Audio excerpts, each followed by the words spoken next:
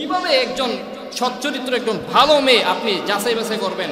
নবীজি হাদিসের মধ্যে বলে দিয়েছেন যে 4টা গুণ যদি তুমি ওই মেয়ের মধ্যে পাও তাহলে তাকে তুমি পুত্রবধূ হিসাবে বা তোমার নিজের স্ত্রী হিসাবে তুমি গ্রহণ করতে পারো। বিশ্বনবী মুহাম্মদুর রাসূলুল্লাহ সাল্লাল্লাহু আলাইহি ওয়াসাল্লাম বলেছেন, সাধারণত 4টা গুণ দেখে বিয়ে করানো হয়। তুনকাহুল মারআতু লিআরবাইন লিমালিহা, সাধারণত মেয়েদের 4টা গুণ দেখে বিয়ে করানো হয়। 1 নাম্বার হলো লিমালিহা, ওই মেয়ে যদি সম্পদশালী হয়ে থাকে তাহলে বিয়ে করে দাও। ওলি হাসবিহা, ওই মেয়ে যদি সম্পদশালী হয়ে থাকে, বংশমর্যাদাশালী হয়ে থাকে, বংশশীল হয়ে থাকে। ওলি জামালিহা, সুন্দর যদি হয়ে থাকে। ওলি দীনহা, এবং দিনদারি যদি হয়ে থাকে তাহলে বিয়ে করে দাও। বিশ্বনবী বললেন যে তুনকাহুল মারআতু লিআরবা, যে মেয়ের কাছে 4টা গুণ থাকবে তাহলে ওই মেয়েকে তোমরা বিয়ে করে ফেলো। 1 নাম্বার হচ্ছে লিআরবাইন লিমালিহা, সে যদি সম্পদশালী হয়। 2 নাম্বার অলি জামালিহা, যদি সুন্দর হয়। 3 নাম্বার অলি হাসাবিহা, যদি বংশশীল হয়। একটা কথা আছে না যে বংশের মেয়ে কালাও বালা, বংশের মেয়ে কি কালাও ভালা। কারণ বংশীয় মেয়ে যারা, তারা কিন্তু অন্যায় কাজ করতে 10 বার ভাববে, তাদের ফ্যামিলির কথা ভাববে, তাদের বংশ পরম্পরায় এত বছর যে সম্মানের সাথে সমাজে টিকে আছে, এই সম্মানের কথা সে ভাববে, সে কখনো অন্যায় কাজ করবে।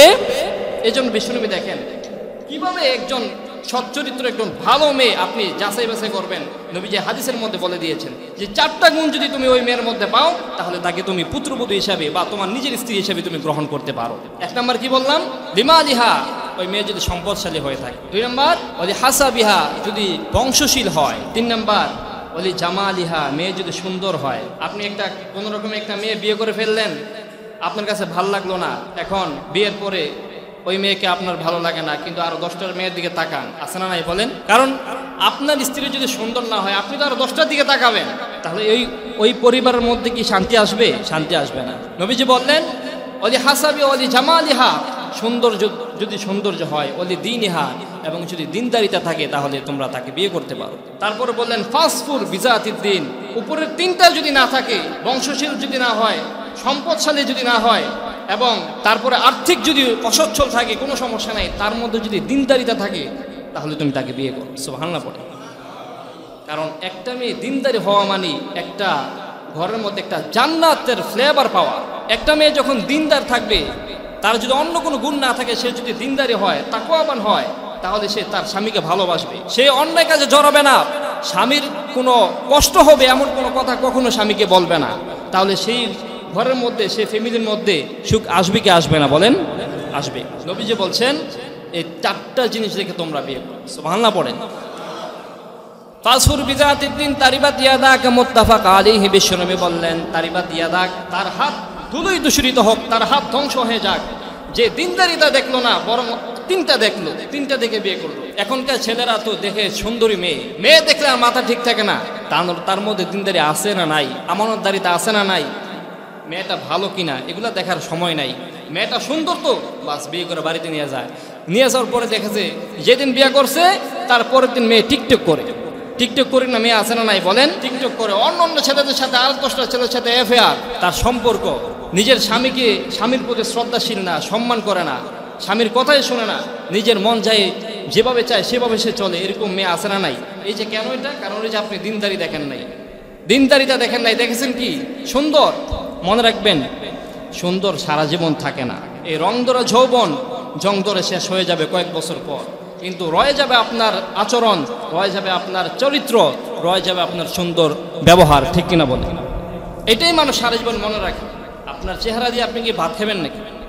এই চেহারার তো কোনো দাম নেই, কয়েকদিন পর তো এই চামড়া বড়ে যাবে চেহারার মধ্যে। চেহারা তো আগের মতো সুন্দর থাকবে না। এই জন্য নবীজি বলছেন যে ফাসফুর বিজাতিদ দ্বীন, দিনদারিতাকে তোমরা অগ্রগামী দাও, দিনদারিতাকে বেশি প্রাধান্য দাও, তাহলে ওই পরিবারটাকে জান্নাতি পরিবার বানাই দিবে কে? আমার ভাইরা। এই জন্য নবীজি সাল্লাল্লাহু আলাইহি সাল্লাম বলেছেন আদ-দুনিয়া কুল্লুহা মাতা ওয়া খায়রুম মাতা'আদ দুনিয়া আল ইমরাতুস সালিহা। পৃথিবীর সব কিছু ভোগ্য বস্তু, পৃথিবীর সব কিছু সৌন্দর্যমণ্ডিত ভালো ভোগ্য বস্তু, এর ভিতরে উত্তম জিনিস হলো একজন সতীসাথী নেককার স্ত্রী।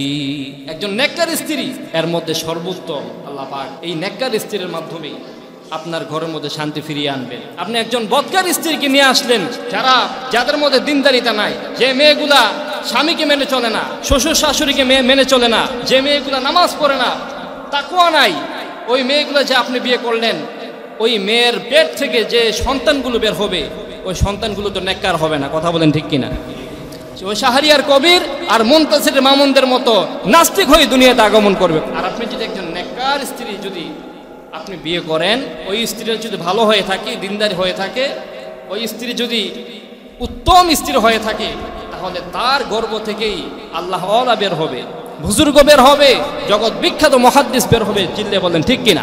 এই জন্য বিবাহটা এটা 10টা দেখবেন, একটা দেখে বিয়ে করবেন। বিয়ে করালে হুটহাট করে কখনো সিদ্ধান্ত নেবেন না।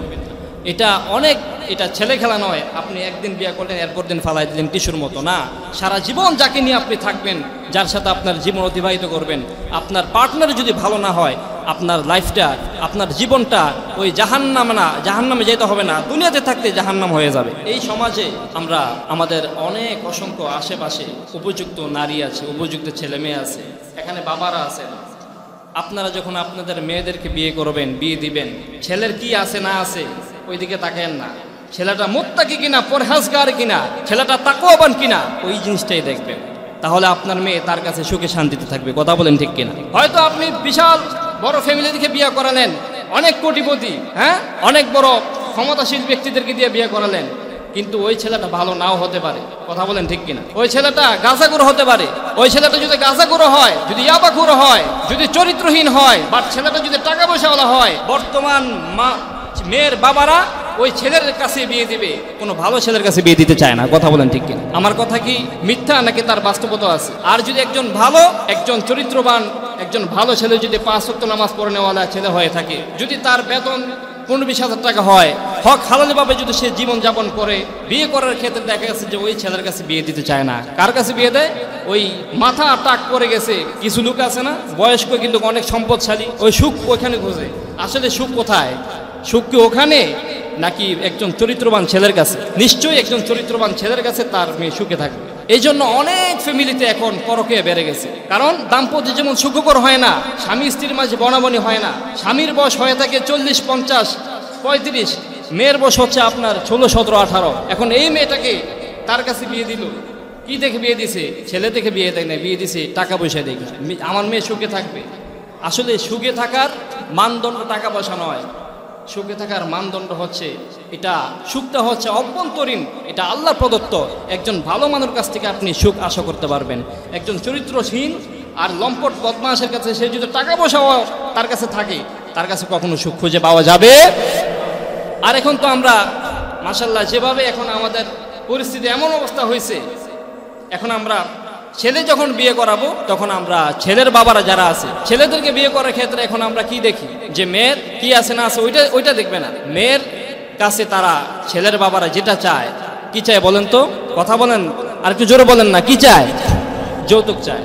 বর্তমান নাই, আপনারা জানেন না, বহুত জায়গা আছে, বহুত জায়গায়, এক জায়গা 2 জায়গা না, শত শত জায়গায় যৌতুক চলতেছে। যৌতুক না দেওয়ার কারণে শাশুড়ি শ্বশুর মিলে মেয়ের উপর যেভাবে অত্যাচার করা হয়, শ্বশুর শাশুড়ি মিলে মেয়েকে ওই যে কি বলে এটাকে, আপনার ওই যে অ্যাসিড নিক্ষেপ করে শরীর জলসে ফেলে, তারপরে হত্যা করে ফেলে, মেয়েকে পর্যন্ত পিটাইয়া হত্যা করে ফেলে। এরকম 2-1 দিন পর পরেই আমাদের ওই যে অনলাইনে দেখতে পাই, পেপার পত্রিকায় আসে এই খবরগুলো। আপনারা দেখেন না মনে হয়?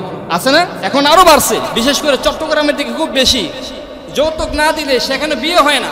এখন এই ট্রেডিশনটা তো বাদ দিতে হবে। মেয়ের কি আছে না আছে, আরে ভাই, যে সন্তান তার বাবা ওই মেয়েটাকে 18 বছর 19 বছর মেয়েটাকে কুলুপিটে করে তার নারী ছাড়া ধন আপনার কাছে যে তুলে দিতেছে, এটা তো কত বেশি। আপনি আবার চেষ্টার মতো তার কাছে কি চান? আপনার যদি সামর্থ্য না থাকে, আপনাকে কে বলছে বিয়ে করতে? যৌতুক চান? লজ্জা থাকার দরকার আসলে আমাদের সমাজে। মানুষ যৌতুক খাওয়া আর পায়খানা খাওয়া সমান। এই জন্য খবরদার, কখনো মেয়েদের কাছ থেকে, মেয়ের বাবার কাছ থেকে যৌতুক চেয়ে নেবেন না। মেয়ের বাবা যদি খুশি হয়ে ছেলেকে যদি কিছু দেয়, সেটা ভিন্ন ব্যাপার, কিন্তু কখনো চেয়ে নেওয়া যাবে